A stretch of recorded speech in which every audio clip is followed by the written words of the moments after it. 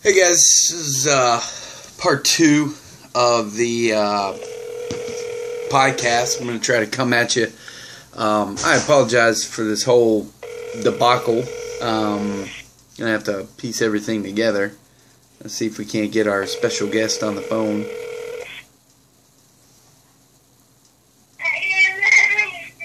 Hello! How you doing? Oh man, I was just taking a nap. Well, yeah, well, I'm glad I woke you up.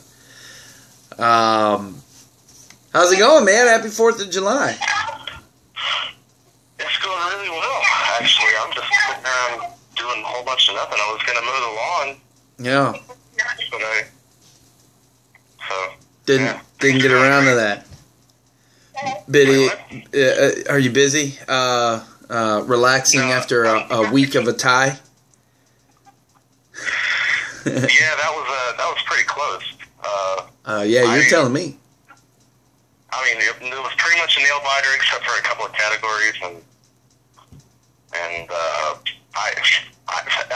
it was all I could do just to get the tie, to be honest. Right. Well, yeah, it's pretty upsetting when you're sitting there watching, Fernando Rodney can't get one damn strikeout on the last game. And Paul Goldschmidt, of all people, let you down in terms of, stats, period. So you got to pick them up from other people. So anyways, man, congratulations on the tie. I know you needed it. Thank you. Yeah. I was surprised you didn't get a stream on me a little. I won strikeouts by 1. Stream on you? I'm at 60 moves. How would I have done that? Oh, right. Well, I mean, you could always do a trade. There's unlimited trades. Oh, well, that's true. I actually ended up dropping a pitcher midweek, Tim Adelman. And he might have got me some strikeouts that day. I don't know. But, so anyways, man, I wanted to talk to you a little bit, I guess, about this week's discussion, unless you want to probably leave it where it lies. Are you comfortable with that? No, I'm fine. Okay. This is actually, I had mentioned some stuff earlier in my podcast from last night, which I have not posted yet. I will either try to trim the two together or just put them in two different... yeah, that'll probably be easier for you. Yeah. So, I touched base a little bit on it on my own personal note. I didn't actually review what I had said, but I think I tried to touch base. You're on the mic, man. Make your piece, man, or say what's really on your mind. Let's hear it. No, yeah, absolutely. I got a couple of regrets. And first and foremost, I think I bucked out of the chat because I took some stuff personally, and it was on me to get over.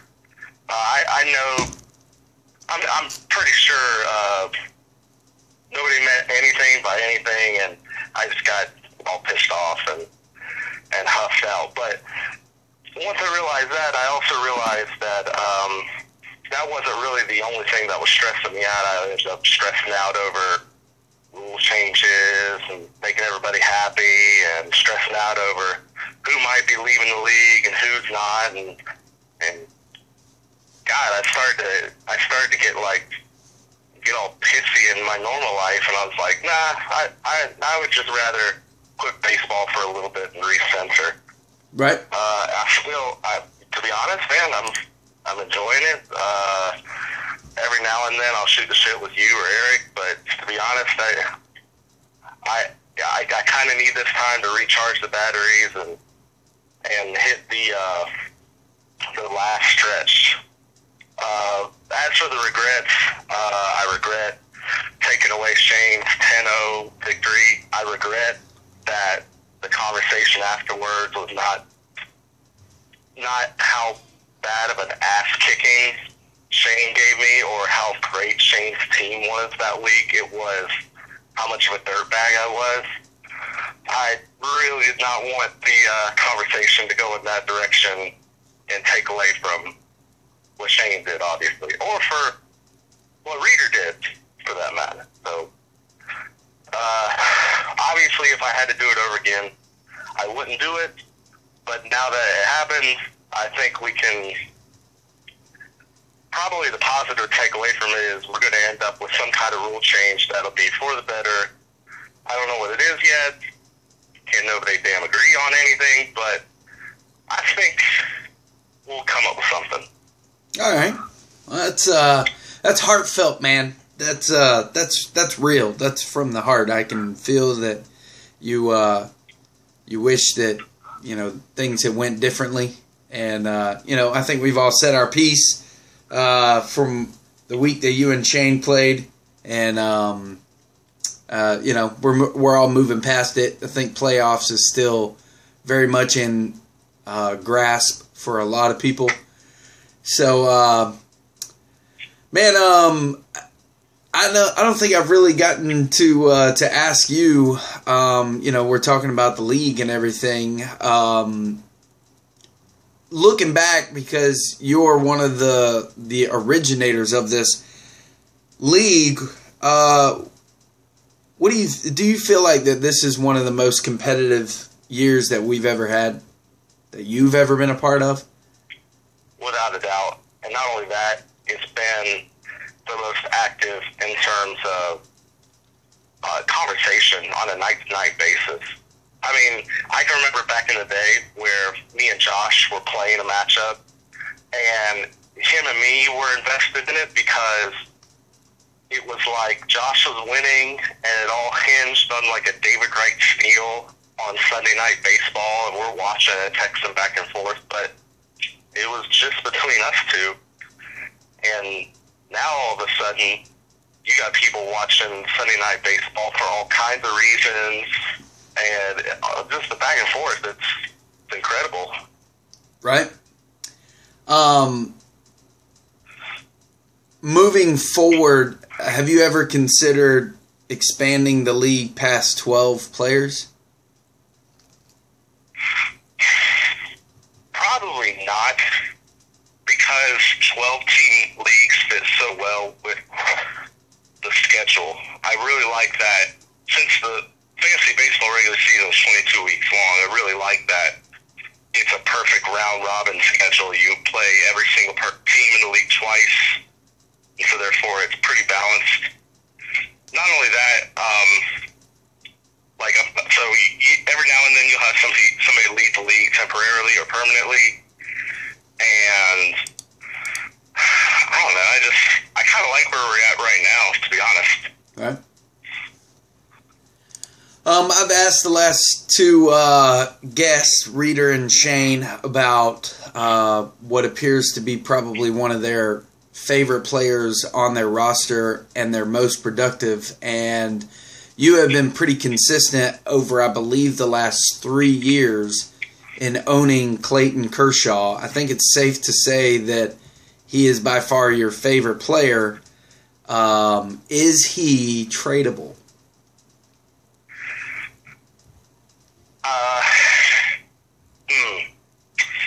Eric is listening. It's so hard. It's so hard to put an ultimatum on it. I'm gonna say he is untradeable, barring injury, just like I did for Trout. Okay, so you're basically saying that if you received an injury to another player, that Clayton may be the best move for you to try to balance the equation? Is that what you're saying? Yeah, okay. Yeah, because imagine, what's the only reason anybody does a 2-for-1 trade or something? Because they want to upgrade, right? Right. How can you possibly upgrade from Trout or Kershaw? You can't do it. Either one of those guys are going to need to fetch multiple assets, and the only reason I would ever do that is because I had to fill some kind of roster hole opened up by injury. Right. So there you go. Last but not least, you seem to be, you grabbed up the two best players arguably in fantasy baseball over the last couple of years. Clearly, Clayton Kershaw, we just talked about. And Mike Trout, I got to say I was really surprised on draft day when you got him, just because I've always known you to be what I always consider your team a no-names kind of guy. You never really seem to have that big bat on your roster. You've always had, scrubs, so to speak of, and they have always favored well for you. You lose Mike Trout. He's fixing to come back probably within the next 2 weeks. Are you moving forward with putting him back on your everyday roster, or would you entertain any type of trades for him? I would entertain a trade for him, but it would be for pitching, and it would be in the case of a pitching injury to Strasburg Kershaw. Okay. All right. So, and about the, to be honest, I was kind of surprised they got him in the auction too. I was surprised Eric didn't step up a little more. He probably regrets it, and you know what? I mean, it's just us, right? It's just us talking, right? Right. If he went a couple of dollars more, he probably would have got him. And the only reason, I went into that auction thinking I'm going to price and force on a couple of dudes. And the only people I really had to do that was Trout and Kershaw. Everybody else was like really overpriced, and I had to really hunt for bargains. But Trout was one in particular where I didn't mind if I got him. If you think about it, he basically contributes in all 5 categories equally well. And when that's the first player that you get, it leads to a lot of roster flexibility, because at that point, you don't really have a need for homers or steals. You can kind of go a lot of different directions. Right.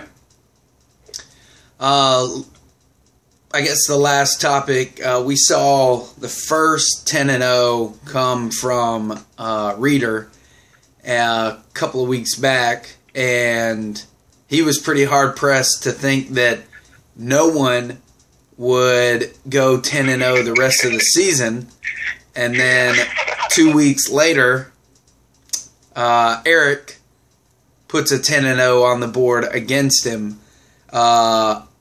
As competitive as that may seem, and as somewhat of ironic that happened to Reeder,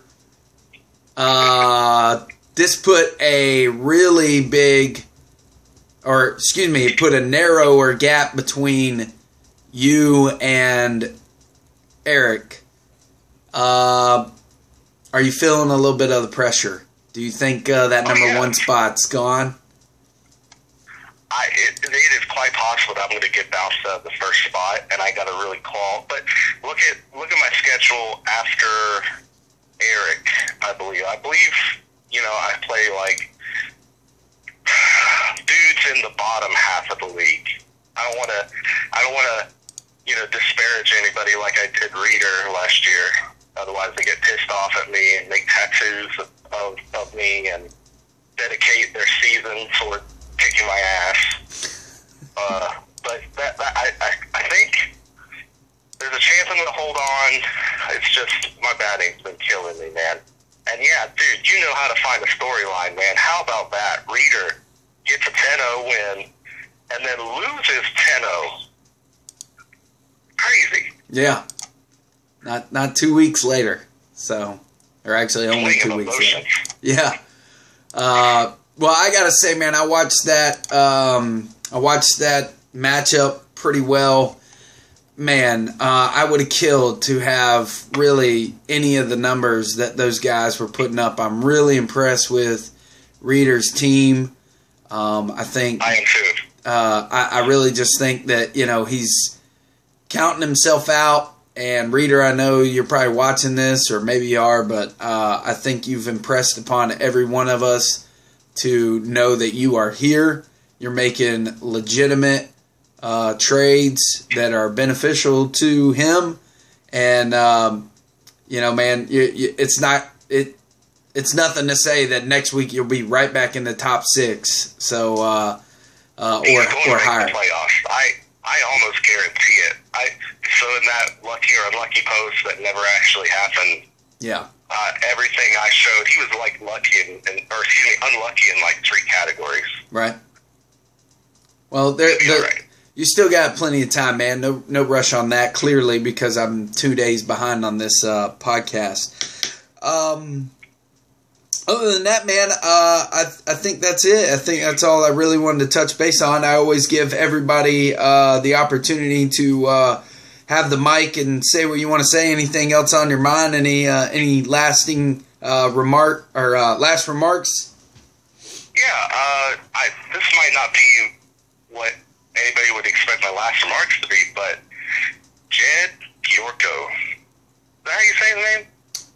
That dude has stepped up big time for my team. I mean, one of my major weaknesses has been middle infielders, and he's eligible every fucking where in the infield.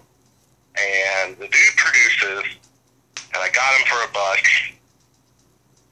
I just wanna give a little shout out to Jed Yorko, however the fuck you say his name. Yeah, I'm pretty sure I hate that guy. Especially from last week, the stats that he was able to put up to assist you in your tie with me. So, yeah, good closing remarks, douche. Well, man, I appreciate it. Thanks again for all that you do for the league. I know that there's more to come in the conversations about possible changes within the league scoring. I want to err on the side of caution. Just be open-minded. I'm sure you will be. I'm sure a lot of people may not know that about you. You want to hear other people's ideas. And yeah, I mean, I am not going to make a change that the rest of the league doesn't want. I mean, consider how much I stress over people leaving the league. I wouldn't want to drive anybody out for any particular rule. Right. And speaking of which, I don't think there's going to be too many rule changes next year. The 2 major ones are, please, good Lord, give us wins plus quality starts, and the streaming rule. Right. I can't think of anything else. Not off the top of my head. Maybe limit you on certain things. limit you on something. I don't know. The way Shade and Reader and Eric are playing, you might not have to. You might have to limit Eric next year. Maybe, yeah. So, well, man, thanks for stopping by. And I know it's been like just right under 20 minutes for you and I. And hope you have a good 4th. Send your love to your family. Enjoy the rest of your day. Thank you for what you do for your podcast. You know what? You did a good job. Thanks, man. All right? Thanks, man. Right. I did, didn't I? Yeah, you did your best. Ah, man. I look forward to Thursday. I know that's like not much. Not everybody knows what we're talking about. I know it's going to be an awkward situation between you and I, especially afterwards. But excuse me. I'm going to go ahead and grab a bag of excuse me's because I'm probably going to be flatulating on the ride home. It might not actually sound like a lie because you'll have stretched out a little bit. Right? Yeah. If anybody needs to know what we're talking about, you can hit me up on itakeashit.com. Well, man, I'm going to end this, and I'm going to start uploading it and everything. I don't remember where I was when last night I tried piecing together a podcast. It didn't work out. I shouldn't have waited that long. So look for it in the mail, and we'll see you. Good luck this week, and again, enjoy your 4th of July. Love you, man. Love you too, man. We'll see you on Thursday. All right, you too. All right, man. Later. Bye. All right, bye. Well, guys, Chris stopped by, having a little convo with him, touching base with the commish. Figured, why not? 2 weeks in a row, he was the target pretty much on the show, and he tied admirably with me, which I'll take a tie with the first team any day of the week. I would have taken a win. Fuck you, Fernando Rodney. And, dude, fuck you, Goldie. Okay, you went like 2 for 24. Drop the ball, man. What the hell? I know you're streaky and everything, but 1 home run was all I was asking for. Is that too much to ask from the number 2 or 3 player in the league? Having said that, I'm going to oops myself again. I feel like, I give myself the oops a lot, but I'm my own worst enemy. I benched Nomar Mazara. I benched him quite a bit the week prior as well. He hit home runs. He hits a solo shot, and that ends up being the biggest solo shot that I benched because, let's face it, when you're playing the number 1 team in the league, well, you need to probably play to the best of your abilities that week. I will give kudos to my team. Best pitching week I've had. I like to think that it has a little bit to do with my ability to go out and grab up a waiver from another team. But batting sucked last week. Yes, Eric, we all know I put up the best batting stats of the week prior against you. So what, man? You won 10-0. Congratulations. Don't want to take anything away from you in that. It was a great matchup like we spoke of earlier.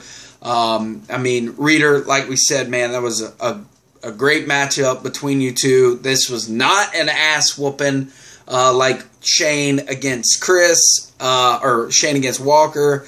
But this was, all in all, it was a lot of fun to watch. But you know what's funny? And I'm gonna get on the side of Reader. You know what? Eric, you're a little bitch, okay? You win 10-0, and then you come back on Monday and start bitching about your freaking stats. Nobody gives a shit that you went 0 for whatever, okay? You're trying to seem all modest and like, oh, poor me. Shut the fuck up, okay? If you get number 1, okay, guess what? The tides will be changing, and I'll be getting all up in that ass, all right?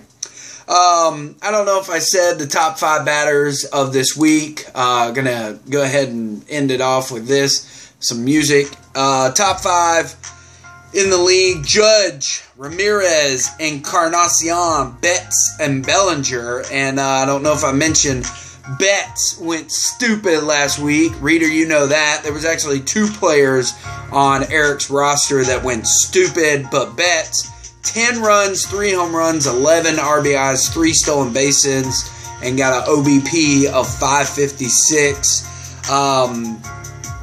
Hope everybody has a good 4th. Sorry it took so long, guys. I'm going to upload these, and then I will be entering into an epidemic in about 4 hours. I have a procedure coming up, and I've got to drink some serious poop juice. And I'm not looking forward to it. So hopefully the podcast will be uploaded later this evening. Hope everybody has a good 4th. Good week 14 coming up in front of everybody. Get your trades in. It's still competitive. Still anybody's playoff. It's still within reach. So love you guys. Have a good week.